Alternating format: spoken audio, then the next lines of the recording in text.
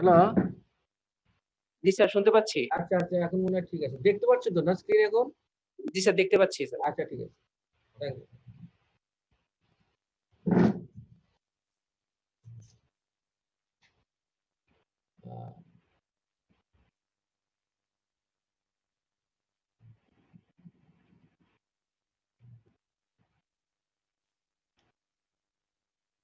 Important thing কি structure passing the parotid gland. তার আগে আমরা একটু আগে থেকে আসি যে প্যারোটিড গ্ল্যান্ড এটা actually serous gland, serous secretory gland. There are main three pairs of parotid gland. See, three pairs of salivary gland. Among these, the parotid gland, pairs of parotid gland, submandibular glands, they are main parotid glands. Sometimes sublingual glands, they are also major parotid glands, sometimes bole অথবা আবার minor বলে। কিন্তু actually pairs of parotid glands, salivary glands and sublingual glands and lot of minor salivary glands. Our discussion today the parotid glands. Parotid gland swelling, especially swelling. Before that, I want to give some idea about the parotid glands. So this is the serous secretory parotid gland, serous secretion, and mucous secretory gland is submandibular glands. ধীরে ধীরে সবকিছু নিচে আছে, তোমরা দেখবা। আমরা বলতেছি আমি প্যারোটিড গ্ল্যান্ডের সিচুয়েশন কোথায় আছে? ইন ফ্রন্টে আছে রেমাস অফ দ্য ম্যান্ডিবল, বিহাইন্ডে আছে external ear mastoid process, sternocleidomastoid muscle, and above parotid গ্ল্যান্ডের অ্যাবভে আছে base of the skull. Medially deeper structure গুলা 11 and 12 ক্রেনিয়াল নার্ভস আছে। Upper pole extend up to the zygomatic process, আর lower pole to the neck পর্যন্ত আছে। The gland extends forward over the masseter muscle and enclosed with the deep cervical fossa. As the gland extends in front above the masseter muscle, extended above over the masseter muscle. So this muscle is essential to contract for the palpation, for the examination of the gland.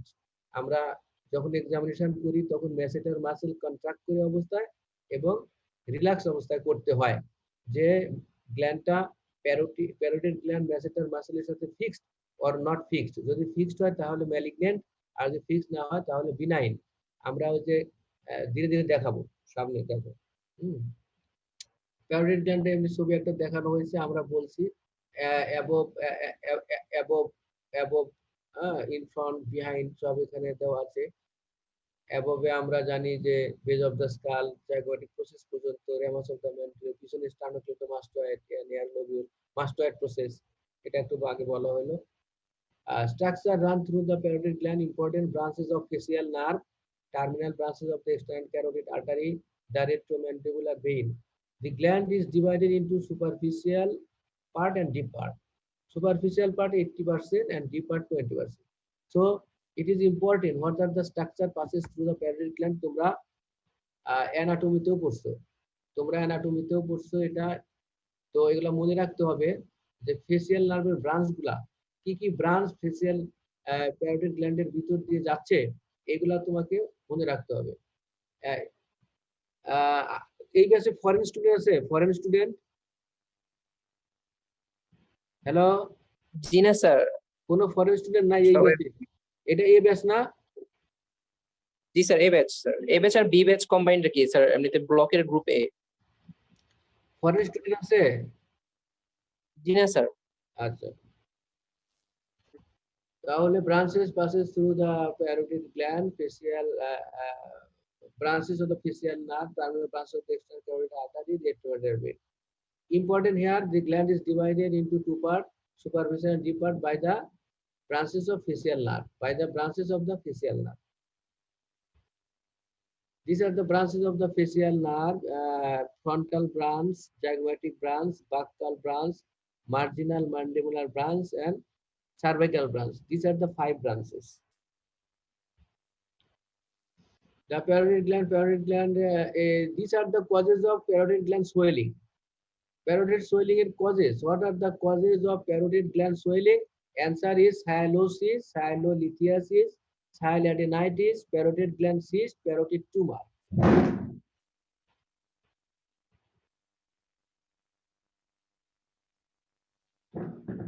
So what is sialosis? Sialosis or sialadenosis? It's a non-specific or idiopathic enlargement of the salivary gland, parotid gland. এর কোনো কারণ জানা যায় না, অনেকগুলো কারণ আছে। Non-specific and idiopathic swelling, bilateral swelling of the parotid gland, and sialolithiasis হলো stone within the parotid gland duct. ডাক্টের মধ্যে স্টোন থাকলে প্যারোটিড গ্ল্যান্ড সোয়েলিং হয়ে যায়। আর sialadenitis inflammation of the parotid gland and parotid gland cyst and parotid tumor. Most important topic here, parotid tumor. আমাদের আজ পড়ানো হচ্ছে parotid swelling. Parotid swelling এর মধ্যে parotid tumor is the important main attention. তাছাড়া beside this parotitis that is sialadenitis বলা হয়, প্যারোটাইটিস কে বলা হয় সাইলোডাইনাইটিস, আর প্যারোটিড অ্যাবসেস, এগুলো আসবে আমাদের মধ্যে। সাইলোলিথিয়াসিস এখানে বেশি ইম্পর্টেন্ট না, sialolithiasis important in submandibular salivary gland. Sialosis chronic bilateral diffuse non inflammatory non neoplastic painless swelling of the major salivary gland. আমি বলছি যে সাইলোসিস টার্মগুলো শুধু মনে রাখতে হবে, যে এই টার্মগুলো আছে, যে সায়ালোসিস or sialadenosis একটা টার্ম। সায়ালোসিস কি? Swelling of the parotid gland, কারণ জানা যায়। তাহলে সায়ালোলিথিয়াসিস একটা কারণ, তারপর প্যারোটিড টিউমার একটা কারণ, প্যারোটিড সিস্ট একটা, সাইলাডেনাইটিস একটা কারণ। এইগুলা মনে রাখতে হবে যে this are the causes of parotid gland swelling. এই প্যারোটিড গ্ল্যান্ড, এটা সায়ালোসিস যেটা bilateral swelling non specific idiopathic, তার পিকচার এখানে দেওয়া আছে।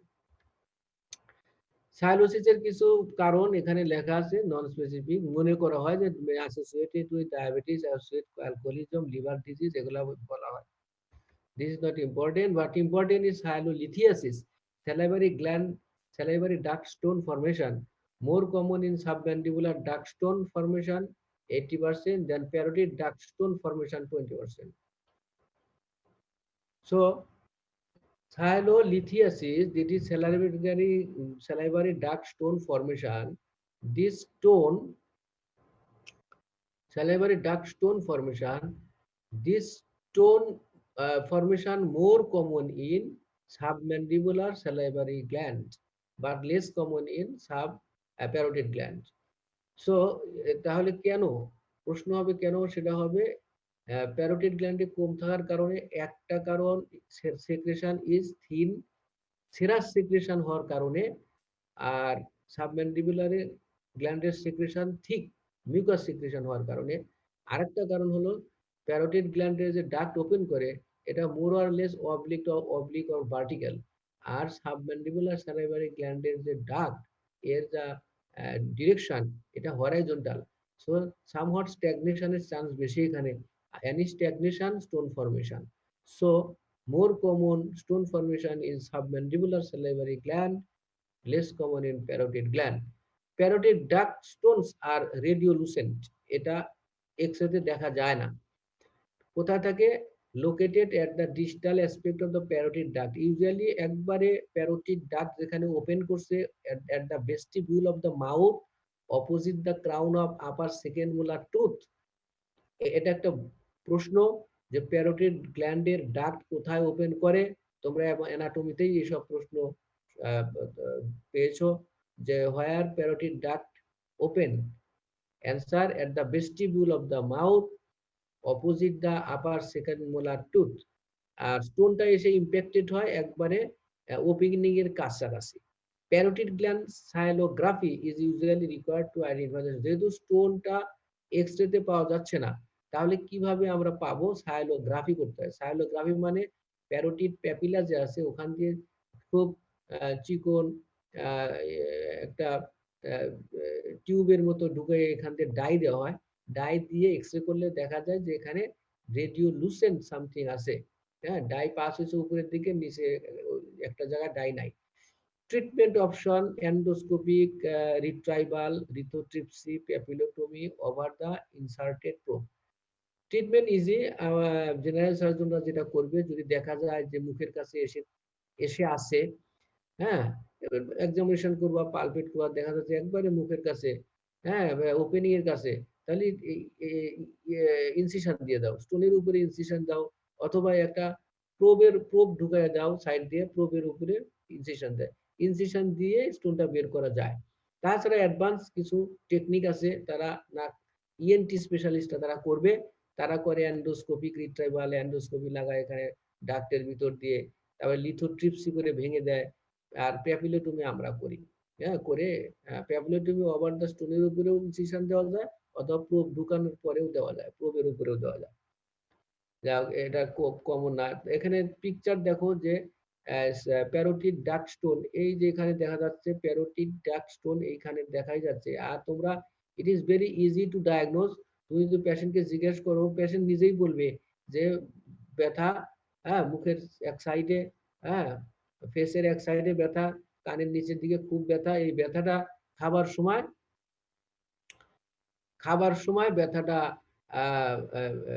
ফুলে যায়, খাবার সময় ব্যথা বাড়ে, ফুলে যায় ব্যথা হয়, ফুলে যায় ব্যথা হয়, ফুলে যায় ব্যথা হয়। তাহলে বুঝতে হবে যে আইদার সাবম্যান্ডিবুলার অথবা প্যারোটিড গ্ল্যান্ডের প্রবলেম। কারণ during mastication there is copious secretion যখন ইম্প্যাক্টেড হয়ে যায়, তখন সিক্রেশন যখন আসতে পারে না, তখন টেনশন ডেভেলপ করার জন্য এই ব্যথাটা হয়, এবং ফুলেও যায়। So this is uh, submandibular gland stone, this is parotid gland duct stone. Sialadenitis, inflammation of salivary gland, causes of এতক্ষণ আমরা বলছিলাম যে what are the causes of swelling, তার মধ্যে একটা আসলো এখানে sialadenitis মানে inflammation of the salivary gland. What are the causes of inflammation? Infective হতে পারে, ভাইরাল or ব্যাকটেরিয়াল। ইনফেকশন হতে পারে, স্টোন ইম্প্যাক্টেড হয়ে ওখানে স্ট্যাগনেশন হয়ে ইনফেকশন হতে পারে। অটো ইমিউন কিছু প্রবলেমস আছে, ইনক্লুডিং সার্কোইডোসিস, জগরেন্স সিনড্রোম, এগুলো মেডিসিনে তোমরা পাবা যে এগুলা দ্য প্রবলেম। আর কজেস আরো আছে, ইডিওপ্যাথিক কজেস, ম্যালিগনেন্সির ক্ষেত্রেও ইনফ্লামেশন হতে পারে, অ্যাডভান্সের ক্ষেত্রে আমরা জানি যে এখানে পেইন, সোয়েলিং, রেডনেস অনেক কিছু হয়। So inflammation of the salivary gland, infective, stone, autoimmune, idiopathic, malignancy. So infective এর মধ্যে ভাইরাল হতে পারে, ব্যাকটেরিয়াল হতে পারে। তো ভাইরাল কজেসের মধ্যে mumps, coxsackie virus, influenza virus, para influenza virus, Epstein Barr virus, cytomegalo virus, adeno virus, HIV. Interesting is these viruses are the common virus. They causes many disease in the surgical discipline. তোমাদের যদি কি কি virus, যে কোনো কারণে যদি বলে কি কি ভাইরাস, হ্যাঁ, ক্যান্সারের জন্য দায়ী কি কি ভাইরাস, এই যে প্যারাটাইটিস করে, হ্যাঁ, এগুলা কমন এবং খুব ইম্পর্টেন্ট। এগুলা, এই ভাইরাস কয়েকটা নাম তোমরা অবশ্যই মনে রাখতে হবে। যেমন মামস প্যারাটাইটিস এর সাথে খুবই জড়িত, coxsackie virus, influenza virus, Epstein Barr virus, influenza virus, cytomegalo virus, adeno virus, HIV virus. So কিছু ভাইরাসের নাম মনে রাখতে হবে। তো প্যারাটাইটিস এর মামস ভাইরাস শুধু ইম্পর্টেন্ট, কারণ মামস, এছাড়াও আরো ভাইরাস এই প্যারাটাইটিস করে। ব্যাকটেরিয়াল প্যারাটাইটিস কাদের করে? প্রিডিসপোজিং ফ্যাক্টর থাকে। ব্যাকটেরিয়াল প্যারাটাইটিস এমনি এমনি হয় না, কিছু প্রিডিসপোজিং ফ্যাক্টর থাকে। এর মধ্যে মোর কমন হলো পুর ওরাল হাইজিন। যাদের পুর ওরাল হাইজিন থাকে এবং ম্যাল নিউট্রিটেড পেশেন্ট থাকে, এল্ডারলি পেশেন্ট, পুর হাইজিন পেশেন্টদের, সেক্ষেত্রে দেখা যাচ্ছে diabetic, dehydrated, poor oral hygiene, they are risk of developing parotiditis. Ascending infection via the parotid duct into the parotid parenchyma চলে যায়, মুখের থেকে ascending infection হয়ে প্যারেন্টেড গ্ল্যান্ডের ভিতরে গিয়ে প্যারোটাইটিস করে। The infecting organism is usually the Staphylococcus aureus or Streptococcus viridans. আরো অনেক কিছু আছে, দুইটা মনে রাখলে হবে, Staphylococcus aureus or Streptococcus viridans. So bacterial parotiditis. এবার আসলে ইম্পর্টেন্ট টপিকস আরো, প্যারোটিড টিউমার, সোয়েলিং এর মধ্যে আরো একটা most important headline, parotid tumour আমি একটা স্লাইডে নিয়ে আসার চেষ্টা করেছি। প্যারোটিড টিউমারের ক্লাসিফিকেশন কিন্তু একটু জটিল, হ্যাঁ, কিন্তু একটু ইজি করার চেষ্টা করেছি এবং প্যালাটেবল, অ্যাকসেপ্টেবল। বিনাইন হলো প্লিওমরফিক অ্যাডেনোমা, আর মনোমরফিক অ্যাডেনোমা হলো মনোমরফিক। একটা প্লিওমরফিক আর মনোমরফিক। প্লিওমরফিক অ্যাডেনোমায় 80% ক্ষেত্রে পাওয়া যায়। Benign parotid tumour most probably pleomorphic adenoma. যদি মনোমরফিক অ্যাডেনোমা হতে পারে না, ইয়েস, মনোমরফিক অ্যাডেনোমা হতে পারে, সেটা সিস্টিক হয় সাধারণত। সো মনোমরফিক অ্যাডেনোমার আরেকটা নাম adenolymphoma or Warthin's tumour, Warthin's tumour. So benign হয়ে গেল। ম্যালিগনেন্ট হতে পারে, লো গ্রেড হতে পারে, হাই গ্রেড হতে পারে। Malignant low grade adenocarcinoma, squamous cell carcinoma, acinic cell carcinoma, adenoid cystic carcinoma, mucoepidermoid carcinoma, lymphoma. Mind it, এগুলো মুখস্থ করতে হবে। এই যে হিস্টোপ্যাথোলজিক্যালি এগুলো এত ভেরিয়েন্ট, এবং আরো আমি তো কয়েকটা লিখছি এখানে, এবং আরো ভিতরে হিস্টোলজিক্যাল টাইপ অনেক পাওয়া যায়, কিন্তু যেগুলা মোটামুটি কমন সেগুলাই, এইগুলাই মোটামুটি কমন। এগুলা মনে রাখতে হবে যে ম্যালিগনেন্ট লো গ্রেড হোক, হাই গ্রেড হোক, adenocarcinoma, squamous cell carcinoma, acinic cell carcinoma, adenoid cystic carcinoma, mucoepidermoid carcinoma এবং লিম্ফোমা। এবং এগুলা কোন ভ্যারাইটি, এরা হিস্টোপ্যাথোলজি না করলে বোঝা যায় না। অনেক সময় এক্সপার্ট হিস্টোপ্যাথোলজিস্ট যদি না থাকে, না তাহলে এরা কনফিউজ করে কোন টাইপের। প্যারোটিড টিউমার ম্যানেজমেন্ট, কনফার্মেশন কি, ম্যানেজমেন্ট কি? প্যারোটিড টিউমার তুমি এক্সামিনেশন করবা, এক্সামিনেশনের পরে আহ, আহ, যে কথাটা আসবে যে কিভাবে কনফার্মেশন করবো, আমরা এক্সামিনেশন দেখাবো কিভাবে কনফার্মেশন করবা, তখন বলবা যে কনফার্মেশন করবা আমার ডায়াগনোসিস যেটাই হোক, যেটাই বললাম, প্লিওমরফিক অ্যাডেনোমা বললাম অথবা ম্যালিগনেন্ট বললাম, যেটাই বললাম, এখন আমি কনফার্মেশন করব বাই এফএনএসি। যদি কনফার্মেশন হয়ে গেল যে এটা বিনাইন, তাহলে তো আর কিছু করার দরকার নাই। যদি ম্যালিগনেন্ট আসে তাহলে স্টেজিং করতে হবে। এখানে লেখা আছে স্টেজিং এর প্রসিডিউর কি। স্টেজিং এর লোকালি এমআরআই করা যেতে পারে, সিটি স্ক্যান করা যেতে পারে। আর ডিস্ট্যান্ট মেটাস্টেসিস দেখার জন্য চেস্ট এক্সরে মানে পালমোনারি মেটাস্টেসিস, আর লিভার আল্ট্রাসোনোগ্রাম মানে আল্ট্রাসোনোগ্রাম হোল অ্যাবডোমেন, লিভারে মেটাস্টেসিস দেখার জন্য আমরা আল্ট্রাসোনোগ্রাম করব। এটা কমন ব্যাপার। ক্যান্সার বডিতে যেখানে হোক না কেন, এক্সরে চেস্ট আর ultrasonogram whole abdomen. X-ray chest করে আমরা জানতে চাই যে কোনো পালমোনারি মেটাস্টেসিস আছে কিনা, আর X-ray whole ultrasound whole abdomen করে দেখতে লিভার মেটাস্টেসিস আছে কিনা, অ্যাসাইটিস আছে কিনা, লিম্ফোডেনোপ্যাথি আছে কিনা, অনেক কিছু। এনিওয়ে, আমরা যখন কনফার্ম হলাম যেটা ম্যালিগনেন্ট, তখন লোকাল সিটি স্ক্যান আর এমআরআই করবো, যে লোকাল এক্সটেনশন দেখার জন্য। আর ডিস্ট্যান্টের জন্য বললাম তারপরে তোমাকে কাউন্সিলিং করতে হবে, আপনার কি রোগ হয়েছে, আপনার সেটা তাকে জানাইতে হবে যে আপনার এই রোগ হয়েছে, এই আপনার প্রগনোসিস। এই যে কাউন্সিলিং এন্ড কনসেন্ট রিগার্ডিং কি কি ডিজিজ হয়েছে আপনার, এটা জানাবা। ট্রিটমেন্ট অপশন কি কি আছে, সেসব ট্রিটমেন্ট অপশনের মধ্যে কোনটার কি কমপ্লিকেশন আছে, কি কোনটার কি উন্নতি আছে, মানে কোনটার প্রগনোসিস ভালো, কোনটার আউটকাম ভালো, হ্যাঁ, এগুলো নিয়ে তোমাকে কাউন্সিলিং করতে হবে। যে আপনার ক্যান্সার হইলেও এটা একটা সময় দিয়ে বলতে হবে যে আপনি আরো যারা বোঝার লোক আছে তাদের নিয়ে আসেন, আপনার রোগ সম্বন্ধে আমরা কথা বলবো। একটা কোয়াইট প্লেসে বসে, রুমে বসে তাকে বলতে হবে যে এটা হয়েছে ক্যান্সার, হয়েছে সোজা কথা ক্যান্সার। কিন্তু ক্যান্সার হলে আপনার ভয়ের কোনো কারণ নাই, এর ট্রিটমেন্ট আছে। দেখেন কতগুলা ট্রিটমেন্ট আছে, আমি বলতেছি, সার্জারি আছে, রেডিওথেরাপি, কেমোথেরাপি, তারপরে এগুলা, এটা করলে এটা হবে, এটা করলে এটা হবে, এটা হবে। সে ডিসিশন দিবে এখন আমরা কোনটা করব। অনেক সময় অনেক অনেক পেশেন্টরা বলে যেটা ভালো হয় স্যার সেটা করেন। এই জন্য counselling concern is very important.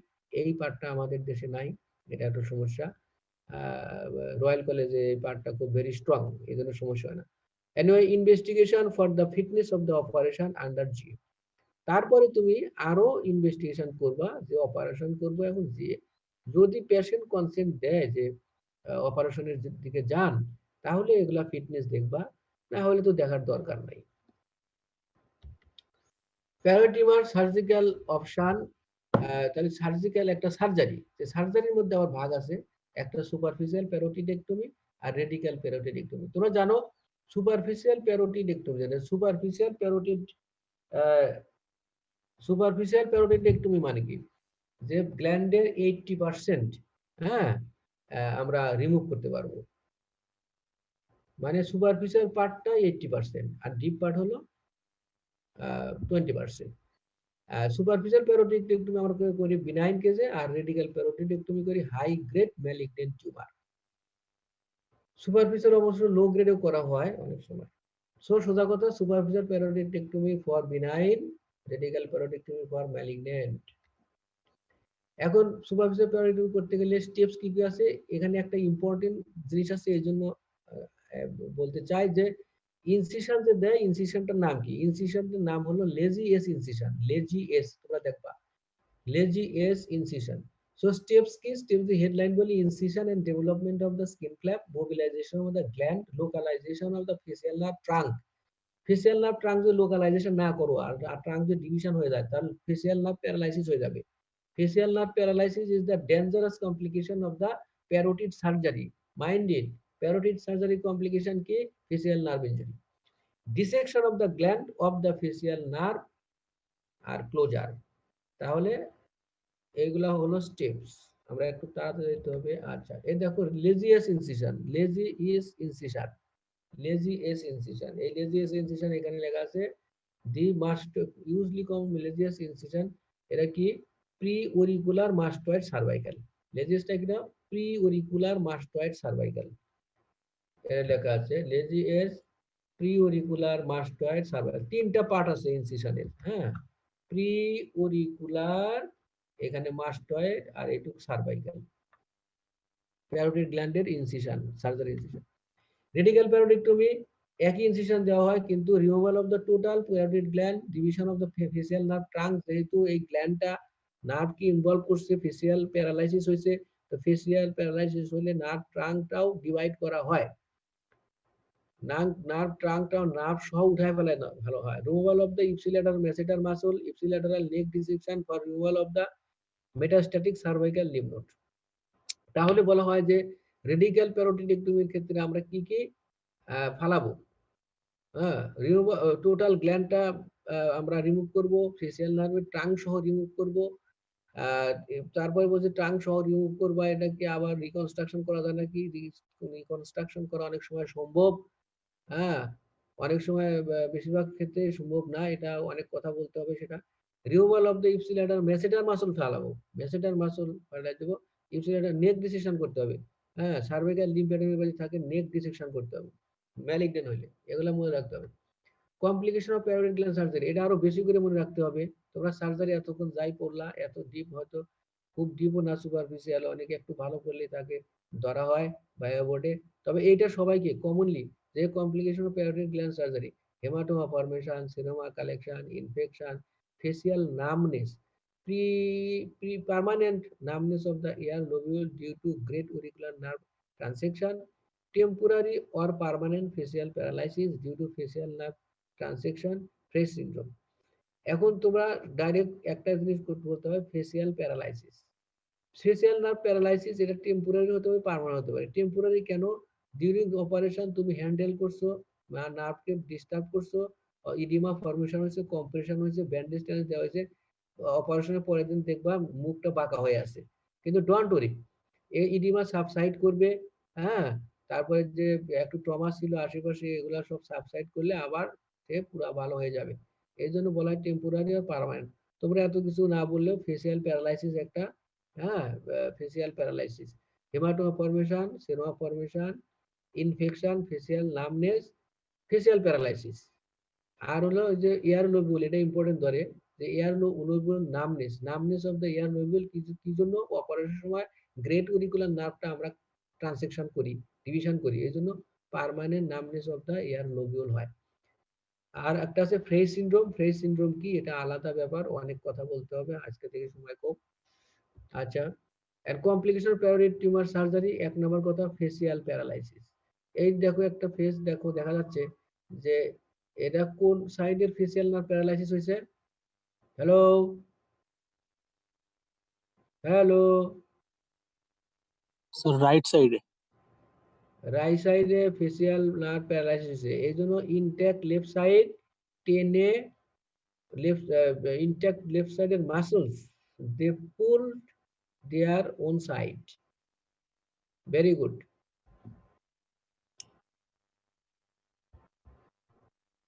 Parotid gland examination এখন আসলো। তোমার কাছে থাকতে হবে ইনস্ট্রুমেন্ট। কি থাকতে হবে? টর্চ থাকবে, গ্লাভস থাকবে, মেজারিং ট্যাপ থাকবে। আমি তোমাকে যদি বলি যে examine the face of this patient, face, অথবা বলতে যে parotid side, parotid region of this patient, এরকম বলবো, তখন তোমার কাছে থাকতে হবে টর্চ, গ্লাভস, মেজারিং ট্যাপ। তারপরে তুমি প্রথমে ইন্ট্রোডিউস করবা যে তুমি কে, আমি 50 ইয়ার স্টুডেন্ট, আপনাকে পরীক্ষা করতে চাই, কোনো কষ্ট দিব না। হ্যাঁ, এটা তুমি বলে নিলা।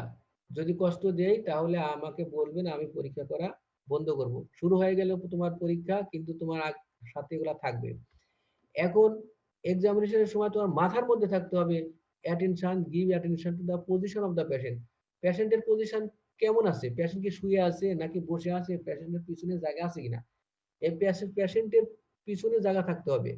হ্যাঁ, give attention to the position of the patient. It is sitting position, keeping a space behind the patient to examine the neck of the patient.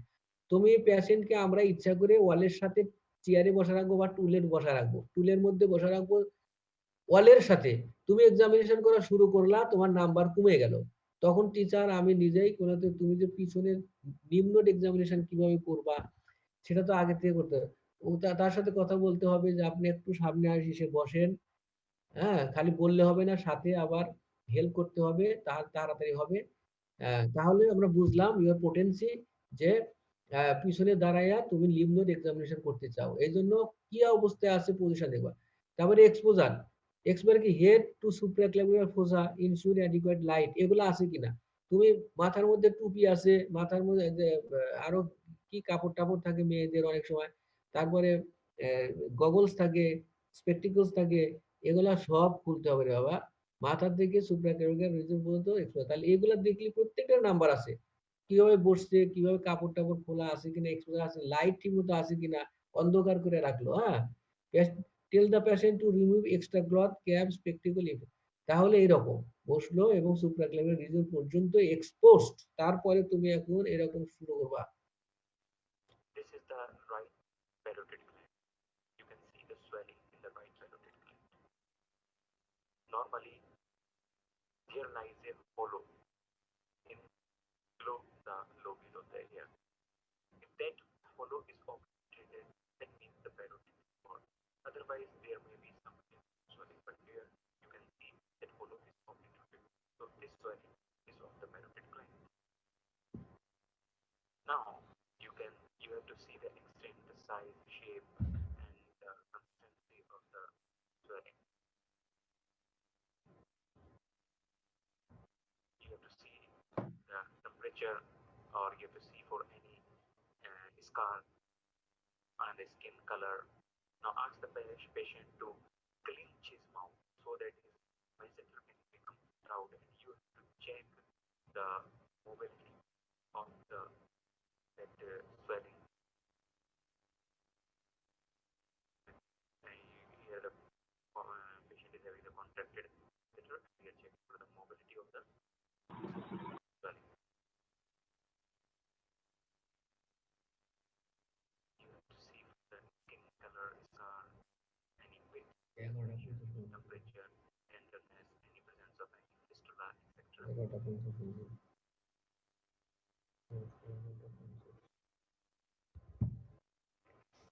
Fluctuation sign comes very later on. Now, in order to palpate for the deep lobe, two bimanual examinations. One finger should lie in front of the second behind third molar at the foot, and another finger behind the ramus, the mandible. You have to palpate the deep. Now, in order to palpate for the extensions depth, you have to palpate with the finger and thumb. The terminal part of the duct can be palpated between thumb and index finger. Again, we are palpating deep lobe. Now, to see the extension step, you should relate the cheek with the spatula. If you put pressure on the parotid gland, you will see a blood oozing out from the extensor duct that indicate a malignancy.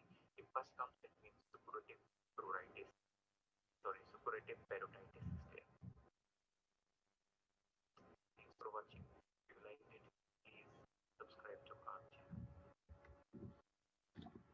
তাহলে examination তোমরা একটা demo দেখলা, কিন্তু উনি যেভাবে examination করছে এটা actually আমার পছন্দ হয় নাই। তোমরা আরো সুন্দর করে এক্সামিনেশন করবা। এখানে কিছু ইনস্ট্রাকশন দেওয়া আছে ডিটেলস, যেহেতু ভার্চুয়াল ক্লাস, হাতে নাতে হলে আমি সুন্দর করে দেখায় দিতে পারতাম ইচ অ্যান্ড এভরি স্টেপ কিরকম হবে, তোমার কখন গ্লাভস পরতে হবে কখন গ্লাভস পরতে হবে না, আর শর্ট হিস্ট্রি, তারপরে এক্সামিনেশন, ইন্সপেকশন, পালপেশন, এগুলা ওভারল্যাপ হয়ে গেছে, উল্টাপাল্টা হয়ে গেছে। জাস্ট একটা ডেমো আমি দেখাইছি, তোমরা এখান থেকে নিবা।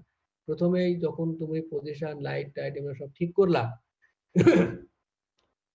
তুমি দেখলা যে you are ready to examine this patient, তখন তুমি জিজ্ঞেস করবা যে আপনার এই সমস্যা কতদিন ধরে। এখন তুমি যদি একটা অবভিয়াস সমস্যা একটা দেখো, অবভিয়াস সমস্যা দেখতেছো একটা সোয়েলিং, তুমি কখনো জিজ্ঞেস করবা না যে আপনার কি সমস্যা। টিচার যদি বলা হয় যে ফেসটা এক্সামিনেশন করো, একটা আলসার বা একটা টিউমার দেখা যাচ্ছে, তখন তুমি জিজ্ঞেস করবা না যে আপনার কি সমস্যা, তুমি বলবা যে আপনার এই সমস্যাটা কতদিন ধরে। হ্যাঁ, এটা কি কতদিন, এটা কি আস্তে আস্তে বড় হচ্ছে না, হ্যাঁ, দ্রুত বড় হচ্ছে, ব্যথা আছে কিনা, এই যে শুরু করলাম। তারপর ইন্সপেকশন, ইন্সপেকশনের মধ্যে কি কি ইন্সপেকশন করবা, হেডলাইন ইন্সপেকশন করবা, গ্ল্যান্ড, প্যারোটিড গ্ল্যান্ডটা কেমন, কিরকম গ্ল্যান্ডটা, এরকম গ্ল্যান্ডের প্যারেটের সাইজ শেপ এগুলো গ্ল্যান্ড। তারপরে কি ইন্সপেকশন করবা, ওরাল ক্যাভিটি ইন্সপেকশন করবা। তারপরে ইন্সপেকশন করবা কি, ফেসিয়াল নার্ভ এক্সামিনেশন করবা। এই ফেসিয়াল নার্ভ এক্সামিনেশন করা হয় বাই ইন্সপেকশন। এই জন্য ইন্সপেকশনের হেডলাইন হলো gland, oral cavity, facial nerve. এখন তুমি যখন ওরাল ক্যাভিটি দেখবা, তখন তোমাকে গ্লাভস পরতে হবে, ওরাল ক্যাভিটি। আর যদি আলসার থাকে উপরে, তখন গ্লাভস পরতে হবে। আচ্ছা, এখন গ্ল্যান্ডের আমরা কি দেখব, গ্ল্যান্ড আমি প্রথমেই এই পেশেন্টের দুই সাইড দেখব। মাথার উপরে হাত দিব, বাম হাতটা মাথার উপরে দিব আলতো ভাবে, দিয়ে আহ, আহ, মাথাটা আস্তে করে ডানের দিকে বামের দিকে আস্তে করে জেন্টেল একটু মুভ করবা, যে ডানে এবং বামে দুই দিকেই দেখতে হবে, একদিকে প্রবলেম আছে একদিকে নাই, কম্পেয়ার করতে হবে। হ্যাঁ, তাহলে প্রবলেমটা কোথায়, প্যারোটিড রিজনে, তার সাইজ কি, তার শেপ কি, তার সার্ভিসটা কেমন, এগুলা ইন্সপেকশন করতে হবে। Essential to compare with similar side, hand হোক, লেগ হোক, হ্যাঁ, পেয়ার স্ট্রাকচার কিন্তু অবশ্যই কম্পেয়ার করতে হবে, যেটা তোমরা করো না। এই কম্পেয়ারটা ভেরি ইম্পর্টেন্ট। তাও ইন্সপেকশন আমাদের গ্ল্যান্ড ইন্সপেকশন হয়ে গেল। এখন যখন ইন্সপেকশন করলাম, on inspection, gland inspection, gland ইন্সপেকশনের আমি যদি বলি যে তুমি কি পাইলা, গ্ল্যান্ড ইন্সপেকশনে কি পাইলা, এখানে তিনটে ইন্সপেকশন একসাথে বলার কথা ছিল, ওরাল ক্যাভিটি, ফেসিয়াল নার্ভ, আমি ভেঙে ভেঙে লিখছি। শুধু গ্ল্যান্ড ইন্সপেকশনে আমরা পাইলাম there is a swelling over the right parotid region, oval in shape, measuring about 5 into 3 centimeter in size. The ear lobule is pushed upward. Usually ear lobule নিচে একটা ফারো থাকবে, এটা বলতে হবে যে Faro, the ear lobule, the furrow in the parotid region is obliterated. হ্যাঁ, কোনো ফারো নাই, obliteration of the parotid gland. A parotid region is swelling in the parotid region. Air lobule pushed upward. The overlying skin is intact or ulcerated. If ulcer যদি থাকে, তাহলে detail about ulcer বলতে হবে, আলসারের size, shape, base, discharge, এটা everything তোমার আলসারের এক্সামিনেশনে চলে যেতে হবে। তাহলে আমরা ইন্সপেকশনের যে প্রথম একটা হেডলাইন ছিল গ্ল্যান্ড ইন্সপেকশন করব, সেটা তুমি বলে ফেললা যে কিরকম, there is a swelling over the right parotid region, oval in shape, measuring about 5 mm, the ear lobule is pushed upward, overlying skin is intact, এরকম বললাম। তাহলে একটা ইন্সপেকশনের একটা পার্ট বললাম গ্ল্যান্ড। এখন ওরাল ক্যাভিটি তুমি ইন্সপেকশন করবা, ওরাল ক্যাভিটি ইন্সপেকশন করতে গেলে টর্চ ইউজ করতে হবে। টর্চ ইউজ করে তুমি কি দেখবা, এখানে দুইটা জিনিস দেখবা, যে ডাক্টের মাথায় কোনো স্টোন আছে কিনা, কোনো ডিসচার্জ আছে কিনা, আর দেখবা যে ইউভুলা যে আছে এটা পুস্ট হয়েছে কিনা অপোজিট সাইডে। তো ইউভুলা পুস্ট হয়েছে অপোজিট সাইডে, তাহলে তুমি মনে করবা যে এই deep part of the parotid gland, deep part of the parotid gland is enlarged. তাহলে তুমি দেখবা deep part of the parotid gland enlarge কিনা, এবং প্যারোটিড ডাক্টের কোনো ডিসচার্জ আছে কিনা। যদি পাস ডিসচার্জ হয়, তাহলে এই সোলিংটা ছিল প্যারোটাইটিসের জন্য হয়েছে। যদি স্টোন থাকে, তাহলে তুমি বুঝবে যে এই যে প্যারোটিড সোলিং হয়েছে ডিউ টু সাইলোএডিনাইটিস, হ্যাঁ, এটার জন্য এটা হয়েছে। তো মুখের মধ্যে প্যারোটিড ডাক্টের ওপেনিং দেখবা এবং deep part of the gland enlarge কিনা সেটা দেখবা। লুক অ্যান্ড ডিসচার্জ এখানে লেখা আছে ব্লাড, যদি ব্লাড এবং ব্লাড ডিসচার্জ হয় অথবা সেরোসেনগুইনাস ফ্লুইড, হ্যাঁ, ব্লাড মিক্সড ফ্লুইড আসে, তাহলে তুমি চিন্তা করবা এটা ম্যালিগনেন্ট সোয়েলিং। এনে লেখা আছে পাঁচ যদি আসে অ্যাবসেস হয়। এটা দেখার জন্য তুমি যখন দেখবা টর্চ লাইট দিয়ে, ওই এক্সামিনেশন দেখলাম ওই ওই ওই ডক্টর গ্ল্যান্ডের উপরে আস্তে করে চাপ দিল, হ্যাঁ, আস্তে করে চাপ দিয়ে দেখে যে গ্ল্যান্ডের মুখ দিয়ে কিছু, ডাক্টের মুখে কিছু আসে কিনা, বেস্টের মধ্যে কিছু আসে কিনা, এটা করতে হয়। তাহলে ওরাল ক্যাভিটি ইন্সপেকশন করে তুমি কি বলবা? বলবা the deep lobe of the gland is not enlarged, or enlarged, pushing the uvula to opposite side. No discharge found, or found it is pus or seropurulent or blood mixed through the opening of the duct. The discharge is purulent or there is a stone found at the opening of the parotid gland duct. তাহলে আরেকটা examination করলাম, oral cavity examination করে এই কথা বললাম। তারপরে আসলে আমার এখন ফেসিয়াল নার্ভ এক্সামিনেশন করতে হবে। ইন্সপেকশনের মধ্যে তিনটা পার্ট, এখন ফেসিয়াল নার্ভ এক্সামিনেশন করবা।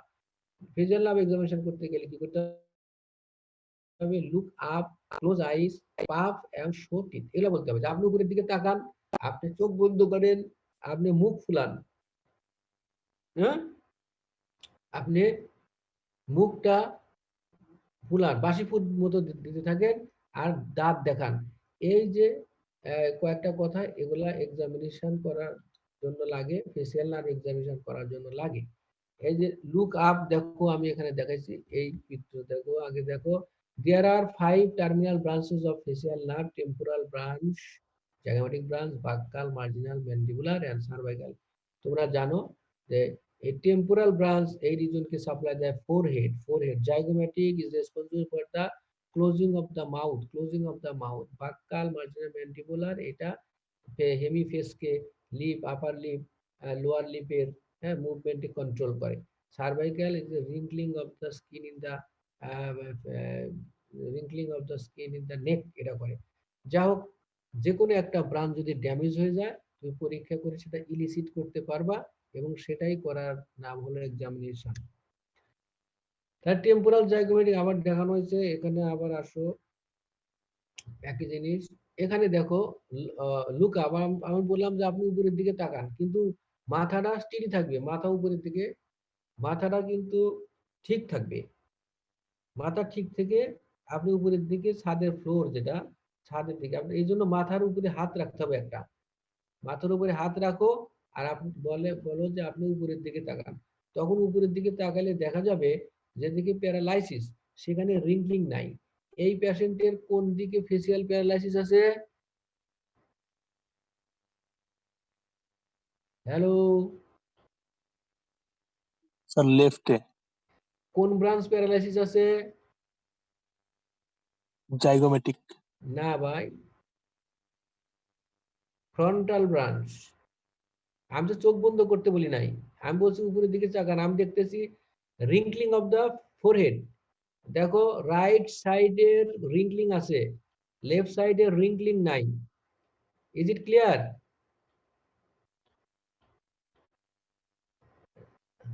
তাহলে ফ্রন্টাল ব্রাঞ্চটা ইনভলভ হয়েছে, ম্যালিগনেন্ট টিউমার অথবা অপারেশন করার সময়, ফ্রন্টাল ব্রাঞ্চ ড্যামেজ হয়েছে। উপরের দিকে তাকান, wrinkling of the forehead present or not.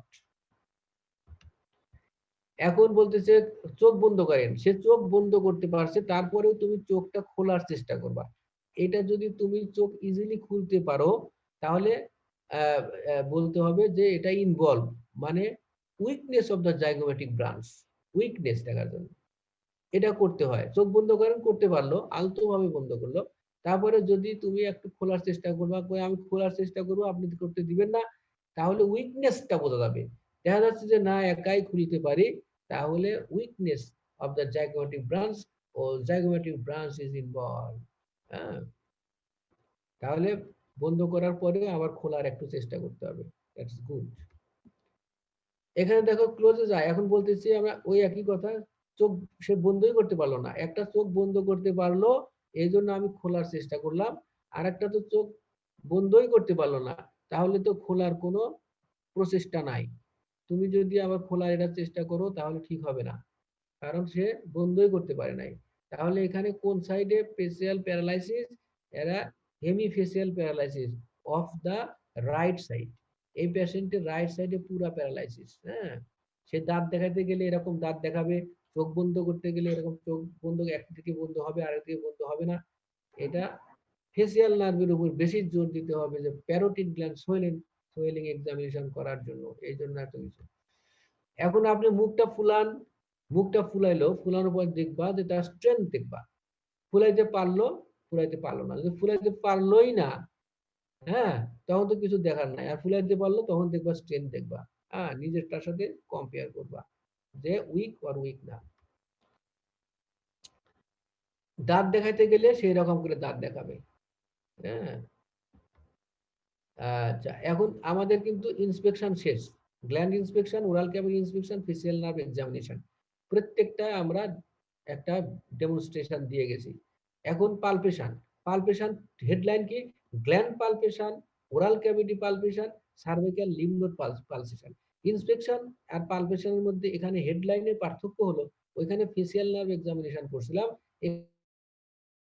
এখানে cervical lymph node examination.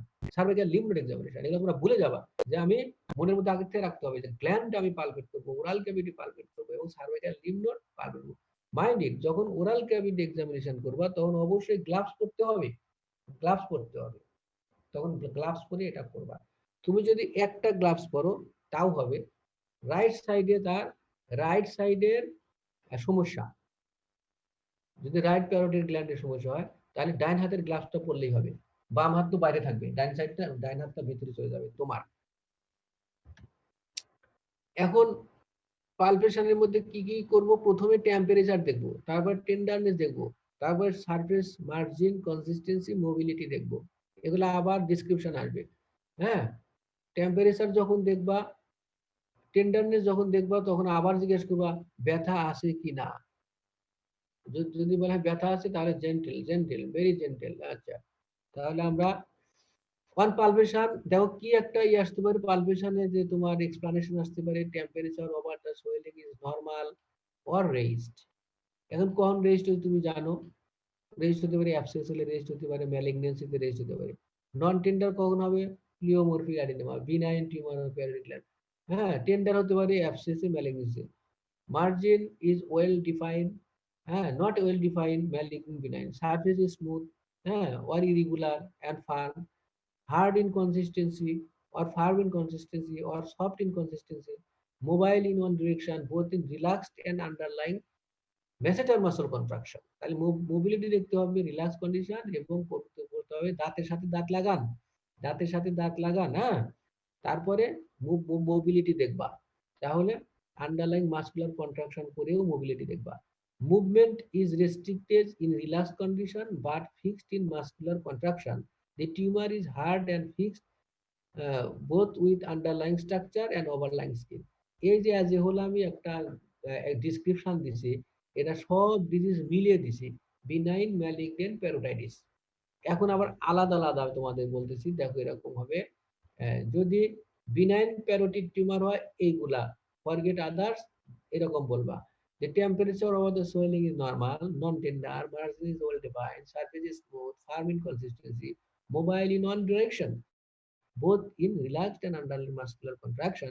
My impression is benign parotid tumor, pleomorphic adenoma of the right side or left side.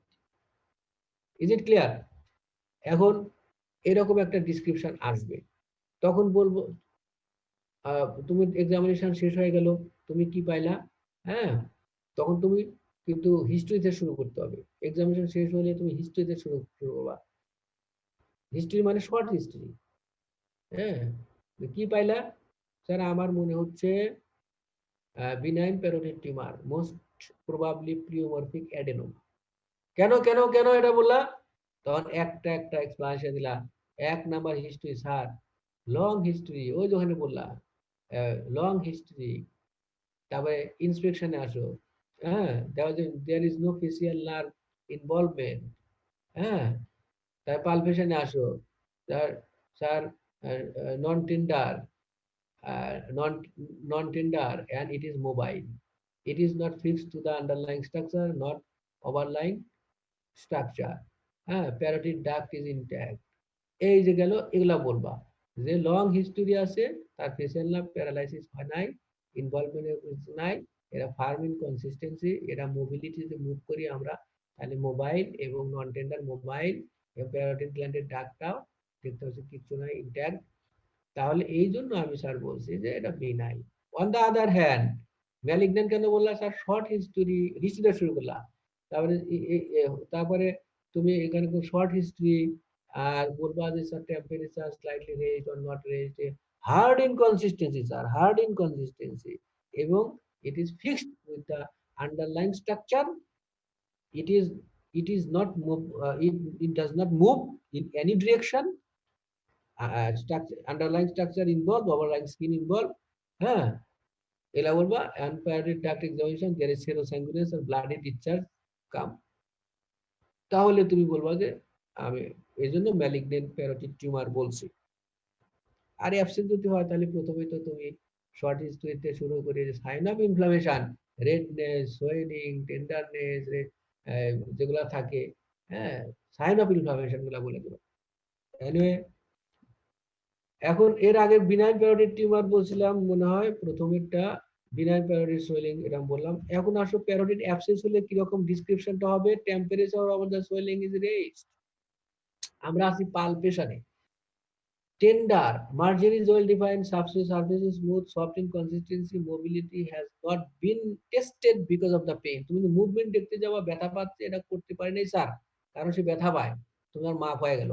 My impression is parotid abscess of the right gland. On inspection, there are sign of inflammation, and আরেকটা বলবা যে oral cavity examination, there is pus discharging through the parotid duct. কোথায়? at the vestibule of the mouth, opposite the upper cecal, crown of upper cecal molar to the লেভেলে pass আসতেছে, এজন্য parotid abscess. যদি malignant হয় তখন কি description দিবা? আমি আগে একটা শর্ট হিস্ট্রিতে শুরু করছিলাম, এখানে শুধু পালপেশনটা লেখা আছে। Temperature over the swelling is slightly raised, অথবা বলবা নরমাল টেম্পারেচার। এরা ম্যালিগন্যান্ট হলে ভাস্কুলারিটি বেড়ে যায়, এরকম এই জন্য বলা হয়েছে স্লাইটলি রেজড। টেন্ডারনেস থাকে কারণ এটা সারাউন্ডিং স্ট্রাকচার ইনভলভ করে, মার্জিন ইজ ইল ডিফাইন্ড কারণ ইনভেশন হয়েছে, surface is irregular and stony hard inconsistency, the tumor is fixed both with underlying structure and overlying skin. My impression is malignant tumor, parotid tumor, adenocarcinoma most probably of the left side or right side, এরকম একটা ম্যালিগন্যান্টের description আসবে।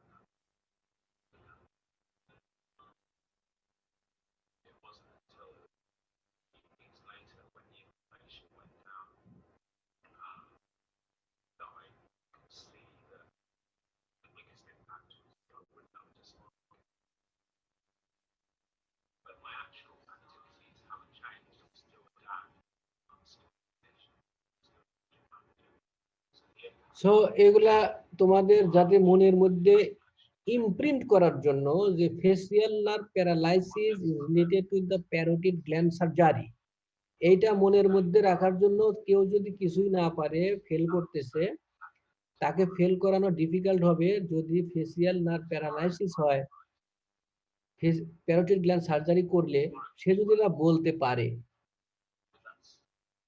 হ্যাঁ, এই জন্য তোমরা এটা মনে রাখার জন্য এই এই লোকটা লাইফটাই চেঞ্জ হয়ে গেছে। হ্যাঁ, প্যারোটিড দাও বেঁচে আছে, প্যারোটিড ম্যালিগন্যান্সি ছিল, অপারেশন করছে, ফেসিয়াল নার্ভ ট্রাঙ্ক ডিভিশন করা হয়েছে। এখানে বলা হয় যে ফেসিয়াল নার্ভ যখন আমরা অপারেশন করব, parotid gland, malignant parotid gland যখন অপারেশন করব,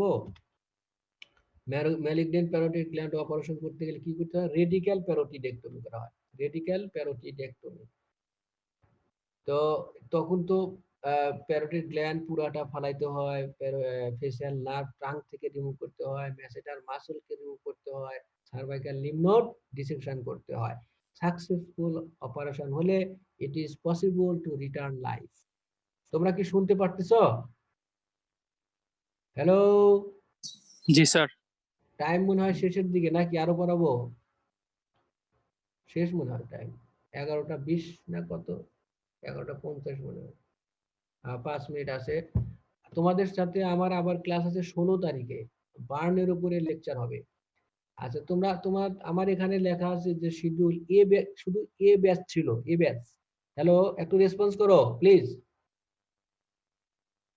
হ্যালো, জি স্যার, শুনতে পাচ্ছি স্যার। একটু রেসপন্স করো। তোমরা কি, আমার তো এখানে এ ব্যাচ লেখা আছে, শুধু এ ব্যাচের ক্লাস হলো নাকি সাথে আরো অন্য ব্যাচও ঢুকছে নাকি? স্যার আমরা এ ব্যাচ স্যার। তোমরা এ ব্যাচ, হ্যাঁ, এ ব্যাচে কতজন টোটাল? স্যার 68। তো পার্সেন্টেজ তো কম, আমি এখানে দেখতে বিলো 60, হ্যাঁ, নট মোর দেন 60। এটা হলো এখানে মাঝে মধ্যে 57, 58, 59। তাহলে মোটামুটি মানে অ্যাকসেপ্টেবল পার্সেন্টেজ। এই পার্সেন্টেজ কত আছে স্যার অনেক সময় জিজ্ঞেস করে। 59 ধরে নিলাম। তো শুধু এই ব্যাচ, তাই তো? স্যার মানে ব্লক পোস্টিং এর এ ব্যাচ স্যার। এমনিতে স্যার কলেজের এ আর বি ব্যাচ স্যার মার্চ করা, সি ব্যাচের 4-5 জন আছে স্যার। স্যার ব্লক পোস্টিং এর এ ব্যাচ স্যার। এটা তো ব্লক পোস্টিং এর ক্লাস হচ্ছে এটা। মানে জি স্যার, তাহলে শুধু এ ব্যাচই ধরে নেন স্যার, শুধু এ হ্যাঁ, ব্যাচ। এ ব্যাচ, এটা শুধু এ ব্যাচ, এ ব্যাচ। এটা মানে টোটাল মানে 68, তাই না? এখান থেকে আউট অফ 68, 59 প্রেজেন্ট, তাই তো? জি স্যার। আচ্ছা, 16 তারিখে আবার কথা হবে। আর একটু রেসপন্স না করলে আমি তো বুঝতে পারি না, কথা বুড়া হয়ে গেছে তো এখন, এগুলা তো আধুনিক যুগের জিনিসপাতি এত ইয়া না। হ্যাঁ, আর অনেক সময় আমার কাছে আমার আমার মেয়েটা ছিল, এখন নাই, একা আছে, এজন্য একটু ডিস্টার্ব হয়েছে। তো তোমরা রেসপন্স করলে আমি হয়তো বা সমস্যা হবে না। আগামী 16 তারিখে আবার ক্লাস হবে, বার্নের উপরে ক্লাস দেবো। ঠিক আছে, থ্যাংক ইউ অল।